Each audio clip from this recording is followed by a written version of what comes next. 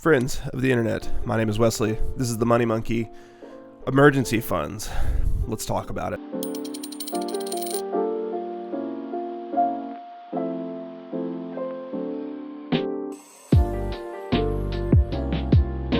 Most people who are here in this channel have probably seen other financial channels. If you haven't, I have a list that I would recommend to you for varying levels of financial literacy, so to speak. Having said that, I'm glad you're here. Thank you so much for watching. Before we get into this whole topic, be sure to leave a like, comment, subscribe, ask any questions you want. Understand I'm not a financial advisor. I'm just a normal guy who has been through a tumultuous financial journey into my late 20s, and I'm hoping that I can help at least one person. So thanks for stopping by. Emergency funds. It's a big topic. It's something that every single financial plan, financial planner, financial guru has, built into their framework of how to be financially successful. What an emergency fund is, I think it confuses a lot of people. So an emergency fund is essentially a set aside amount of money that's liquid already. So not in Bitcoin, not in the stock market, not in anything. If at most, theoretically best put into a high yield savings account that's accessible to you short term, hopefully within a day or during that same day. So if you have a bank account that you can transfer between your two accounts, that would be optimal. And it's a set aside amount of money that would cover unexpected expenses. And what I mean by unexpected expenses are car repairs that you didn't see coming, house repairs that you didn't see coming. So things outside of normal maintenance and wear and tear that you don't really plan for and you never know when it's going to happen.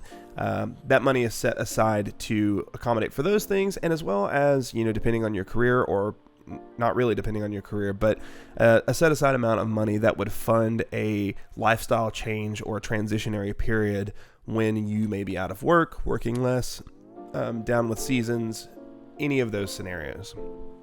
Personally, and I'll tell my story and my experience with emergency funds and the importance of emergency funds, but there are different kind of recommendations for emergency funds. Some people, the generalized rule, optimally, would be having 3 to 6 months of emergency funds set back to essentially just for a rainy day. They can be collecting high yield interest at 4% or whatever. And those funds are, like I said, accessible to you on the short term. So if I have a car, my car's transmission goes out, I can pull money from that emergency fund and take care of it then without modifying my budget at all. And that's not very few Americans, or a very small percentage of Americans, are going to have that amount of money set back that way. Just as an example, my current, my current living expenses may be, $3,000 a month between mortgage, debts, car payments, whatever, which would mean that my fully funded emergency fund on the conservative end would need to be $18,000, maybe a little less, assuming that my career is otherwise stable, that I have a job, my job doesn't fluctuate. Like I said, that's not a temporary job. It's not it's not in a place where I can get laid off. So having $15,000 when you only live on $3,000 a month, maybe you're making $40,000 a year. So if you're making $40,000 a year, putting back $15,000 is not going to be the easiest thing in the world to do. I will quote Caleb Hammer, who's one of my absolute favorite financial YouTubers. I would highly recommend checking him out if you haven't already. I've done some videos reacting to some of his, like I said, shorts and interactions with people. But I'll quote him in saying that not having an emergency fund is an emergency. So another example, or another approach to emergency funds, comes from Dave Ramsey, who I understand is very polarizing and may not be the best fit for everyone, but a small step and more of a compromise, especially if you're in debt otherwise, is to at least have $1,000 set aside for things like car transmission, rear end somebody and have to get a new bumper or something like that. That's easier said than done, again, and it's another one of those things that would take a lot of diligence that most Americans especially don't really have. But that was where you need to be. And the reason for that to best explain to you why that's important, I will use my own personal experience. So I've said before on the channel that I'm a physician by trade, and part of that process, involves undergraduate education, involves medical school, and then residency. And so it's a long process with not a lot of income. And there have been numerous times where I didn't have an emergency fund and had things come up that I needed to pay for, that I had to essentially pull money from elsewhere to accommodate that, because they weren't optional things. So the first thing that I can remember was transitioning from junior to senior year of college. I was on Pell Grants and scholarships. So my income is, I worked a little bit on the side, but it wasn't a substantial amount of money. And I remember that summer transitioning between those two school years, I had a financial situation involving my mom that was not really anything I did, but long story short, the bank drained my account because my mom's name was on it and she had some bad debt.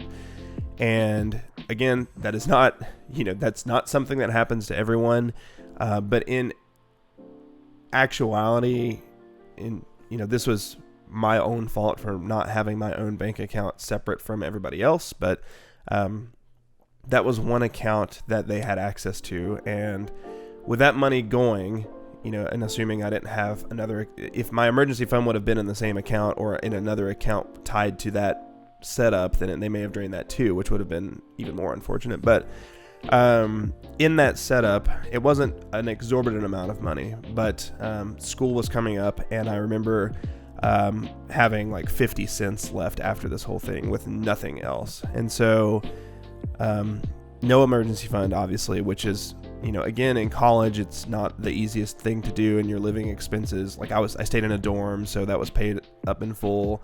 But an emergency fund for me at the time, could have been anywhere from $500, $1,000.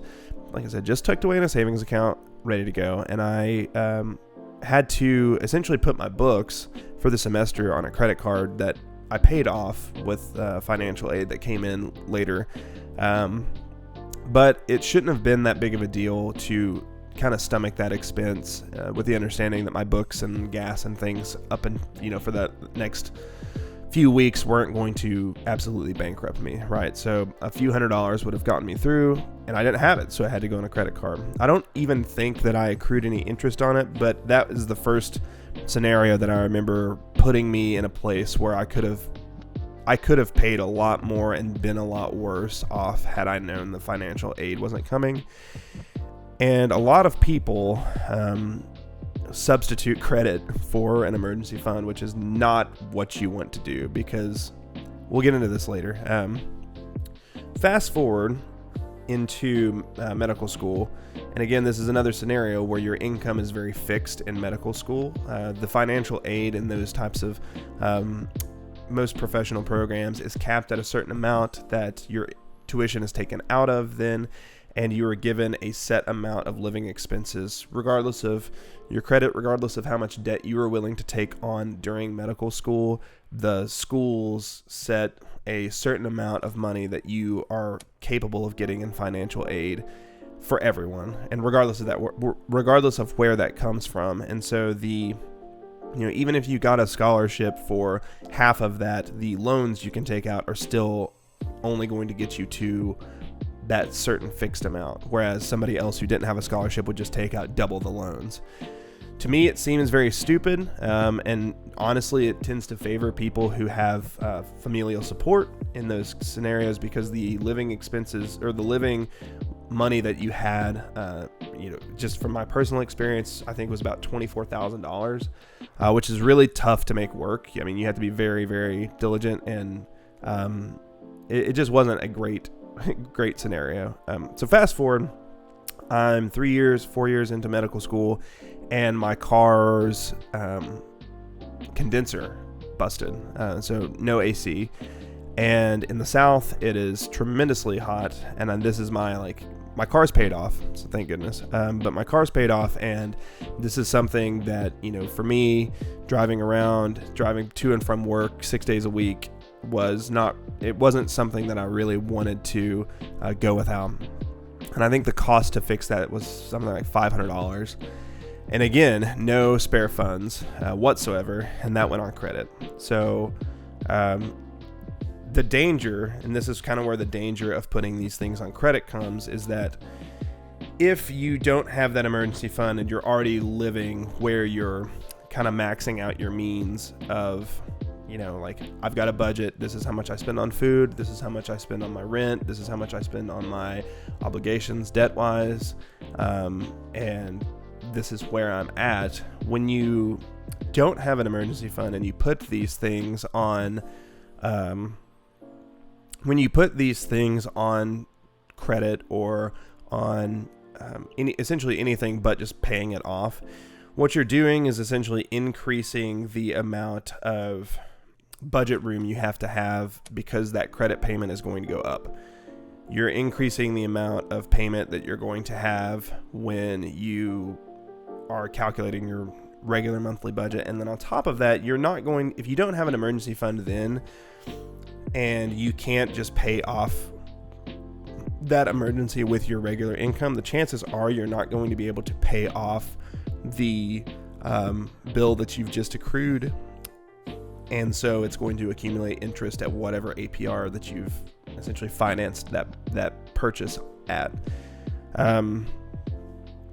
Kind of still moving forward, whenever we started residency, you're still in the same position, and a lot of times residency programs, you start in July or late June, and you don't get a paycheck always until the end of July. So there's a period of time there where, again, an emergency fund is imperative, because you have a period of time where your income pauses and you have to be able to pay rent, buy groceries, do things like that. That's fine. So we get to residency, and I'd actually saved up a little bit of money because of this whole air conditioner fiasco. So I had prepared for not being able to have a job, or not being able to have a good income for a period of time. The way that I did that in medical school, towards the end of my year, where things kind of slow down and you're preparing to transition into residency, I worked DoorDash pretty much all my downtime, and made, I'd say, like $400 a week to try to pay off some of this debt that I'd accrued from, little things here and there, poor budgeting, and just get ahead of the game, knowing that this period of time was coming where I would have to pay rent from savings, and I wasn't going to have any money coming in. Thank God. So we get to residency, and within the first week, I had only been here, like I said, less than. I'll kind of group these events in because the order of them is kind of cloudy to me. Within the first month of being here, I had to fix my wheel hubs on my car, which is again paid off, a power steering rack, and then the alternator went out. So the alternator was $600, the power steering rack was $1,300, and the wheel hubs were another. I want to say, it was expensive. I don't remember. All of that to say, I was in a position where my income was on pause, and then this emergency fund, in air quotes, because it wasn't a lot of money, this emergency fund just gets evaporated by my living expenses, and then my car breaks down, and what progress that I had made on paying off my debt went right back onto it, because I can't go without a car. I have to drive to work. I'm in a metropolitan area, and there's no other way to do it. I can't finance a new car because I haven't had income for the better part of I haven't had a substantial income for the better part of 8 years. Door dashing here and there to finance a car is not good, and financing a car is also not good. So I ate that expense, put it on credit, so be it. So I'm continuing to make progress in paying off these debts. Paying off student loans as well, paying off whatever loans that I had or what could tackle. And fast forward a year, so I'm still making progress without an emergency fund.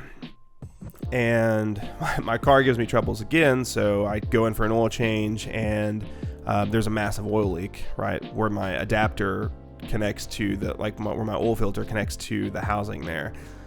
That was a substantial expense, and then I had to have my brake calipers changed. And so, long story short, over the course of 2 years, my car, in unexpected expenses, hit me for $5,000 or $6,000. It's better than financing a car, and my car is paid off. The insurance is very cheap. It's better than adding that expense to it, especially at a horrible interest rate that I can't afford. But in hindsight now, looking back on it, a lot of this calamity and a lot of the stress and chaos it caused me in my life would have been avoided if I would have known to budget. If I would have known to budget for the sake of having that money set back so that I could afford to handle those hardships, then my financial situation now would be so much better. And people don't understand when you're trying to come up with these budgets that those decisions and those purchases and those hardships that you weren't prepared for happen over the course of a couple hours, or that purchase takes 30 seconds, or it only takes a little bit to swipe your card for whatever it is that happened to you. And those decisions echo and ripple throughout months to years of your life spent playing catch up, because the interest rate on those purchases, if you don't have that emergency fund, catches up with you so quickly that you're essentially trying to dig yourself out of a hole that somebody's pouring the dirt back in on you. It's just not a good place. And it's one of those things where, like I said, in hindsight, there are a lot of, hindsight's always 20/20. There's a lot of things that I would change, but my advice to you, if you're watching this and if you've been watching this through the whole thing, is to be mindful of the fact that, one, again, I'm going to echo Caleb Hammer, not having an emergency fund is an emergency.